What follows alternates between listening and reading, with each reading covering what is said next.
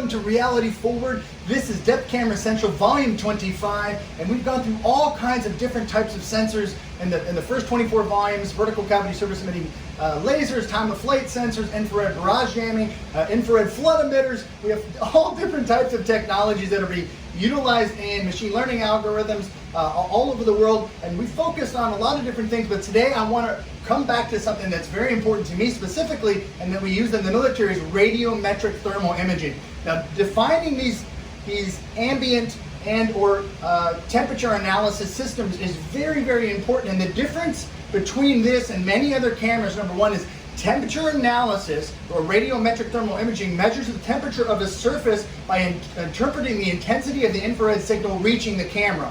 So various different types of stereo cameras at low light imaging systems cannot be used at night. Why? Because you need some kind of a imaging source or a light source for the camera or the lens to actually recognize the object. This is where thermal imaging or radiometric analysis systems come into play, because every pixel of this image has a temperature associated with it. Now think about that. It's extraordinary. It's much different than all of the other depth camera systems that we use, and I always envision this as a hybrid type system. So you would have stereo cameras, we'd have time of flight cameras, and we'd also have thermal imaging cameras. And for me, we used to use this in the military and special forces to find the counter IED, improvised explosive device bomb makers in Afghanistan and Iraq. We couldn't see them at night, so we used these type of imaging systems to detect their body shape, and then we used algorithms to extrapolate biometric skeletal information from all of their digits, and then some facial recognition as well. So you can see how all these kind of systems tie together.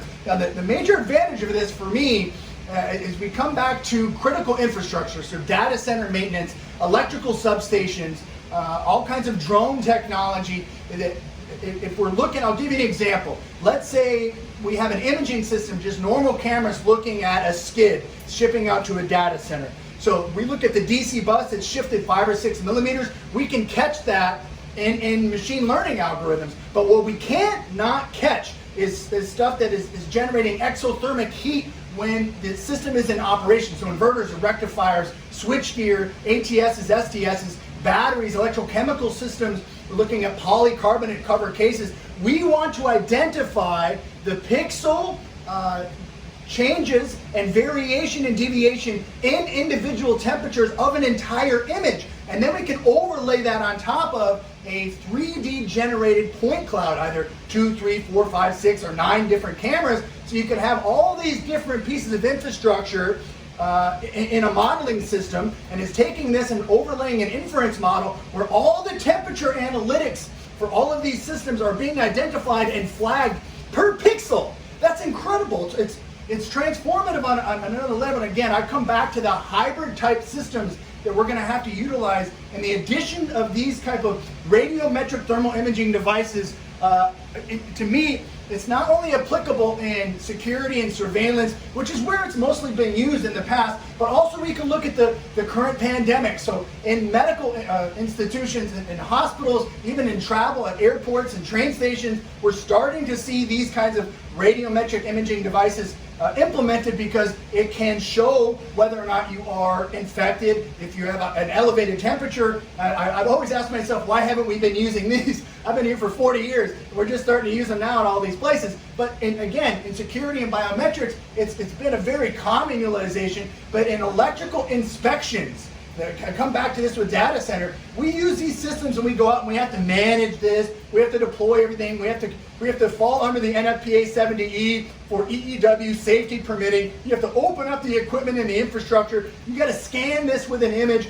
But imagine if you had radiometric temperature analysis devices all over the place in a data center looking at the infrastructure, and it's able to tell you that a pixel in 14 different images on a certain piece of infrastructure, on a fuse, on a copper conductor, on a DC bus, on a rectifier, on an inverter, on a 2 megawatt generator, on a 2.4 megawatt diesel rotary UPS, on a flywheel system in the vacuum system. Everywhere, an electrical substation, using drones to circle and creating a temperature model and 3D of that entire system. That is the kind of technology that we need to be pushing forward, especially in all these types of emerging technologies around the world. It's so crazy to me that we have all of this stuff at our fingertips, yet we refuse to implement them. And I think because of the last 10 months and all of this stuff with various pandemics and stuff going around the world,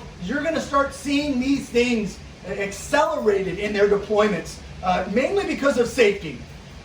We need to understand, if we're going to mitigate certain types of equipment failures in electrical systems, mechanical systems, and insurance companies are going to buy into this because they're going to understand if you have this system, just like home insurance, right, or various fire protection systems that you would have in a building, it's going to lower your insurance. That's the easiest selling point, and then we come back to emergency responders, firefighters, police. If we have these kind of systems on drones, let's say we have a 100-acre fire and we send up 150 drones, each one has 360-degree imaging systems, but also has radiometric imaging on the front and or back, coupled with time-of-flight sensors, a V-cell, or infrared barrage jamming systems, and an inference model running on a 7-layer perceptron for a neural net. You would have all this tied together, and it would tell you, okay, on these 20 acres of this parcel, the fire is going to split this way. We can see the hot spots.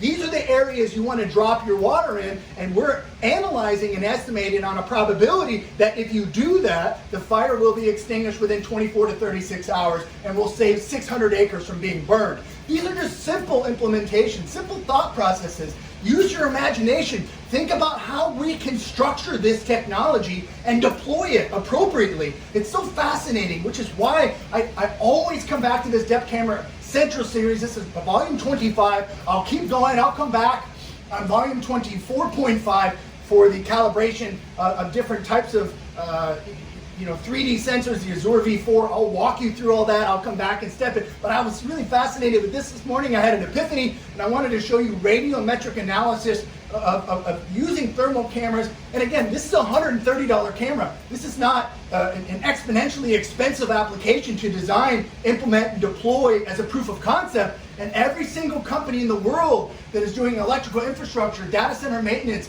construction, even on the commercial side and residential side, if you're not thinking about using these technologies, number one, to lower your insurance costs and to mitigate risk and to increase your return on investment, these are easy selling points for any executive level CEO or leader or manager. So try to think outside of the box when you see this technology. It's not some fringe level tech. This is here already. The future's already here, it's just not evenly distributed. I say that quite often because it's literally 100% true, right? There's so many distractions, and this technology is literally the bubbles growing bigger every day like an exponential increase. And that's why I always focus on it, keep touching on it every single day. So let's come back a little bit to the technology and use at the substations, and it's really, really important. And we can use this coupled with the time-of-flight sensor. So the time-of-flight sensor would be able to say, okay, we're looking at, we don't see any movement, we're authenticating any electricians or maintainers who are coming up to the equipment, and then the thermal imaging systems would be analyzing the equipment all the time, coupled with the BMS, Supervisory Control and Data Acquisition System. Now you overlay that all in a 3D model in a 4D space. Using quaternions, you can rotate all that information and overlay electrical input and outputs and temperature analysis on every single system. You can generate an exothermic heat map in real time. It's so amazing. But thank you so much for tuning in to volume 25. I will go back and record volume 24.5 and reviewing the Azure V4 calibration systems for different types of transforms, and you can align those point clouds. Thank you so much for tuning in today. You have a wonderful day.